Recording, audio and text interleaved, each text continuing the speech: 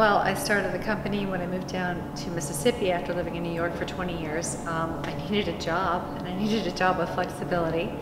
My background was in pastry, so I thought this was a natural segue into something that I could do at first on my own time, and when I had, a few minutes here and there, because my kids are pretty young, and I needed to be able to be flexible to get them where they needed to be for school and after school. So basically, I started in the kitchen of a church that was a commercial kitchen. I was already certified by the Department of Health.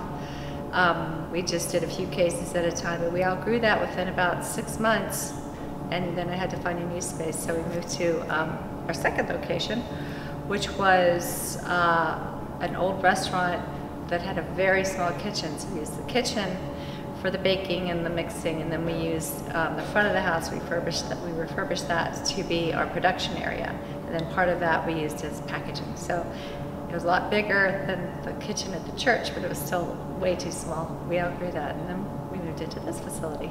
I wanted to do all natural snacks just because I personally don't like the way fake things feel in my palate. I don't like the way hydrogenated oils feel on my palate, so I like to use ingredients that I like, that my grandparents used, their parents used. So I like real butter, unbleached flour, I like real flavors. I like real lemon oil, lime oil, things that come naturally. I don't want to use anything that has to be processed and that has to come out of a factory.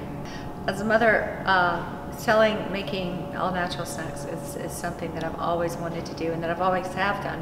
My grandmother and my mother were both great bakers, and they always used nothing but natural ingredients. It just tastes better, feels better in the mouth, on the palate.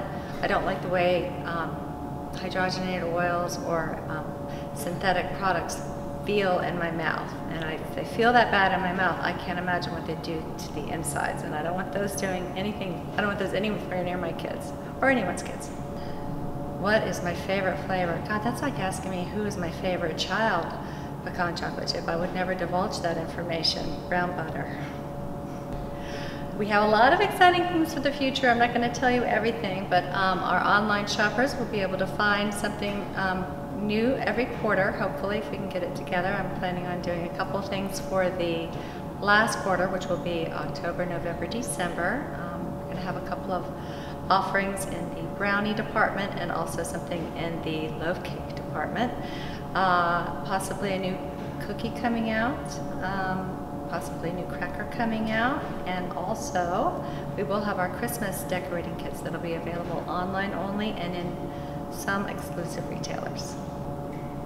Well, Cat Island is really named after an island that's in the Gulf of Mexico, and the French came over, and when they, back a couple hundred years ago, when they saw the island, they looked on the island, they saw these little things running around. They thought they were cats, but they were actually raccoons.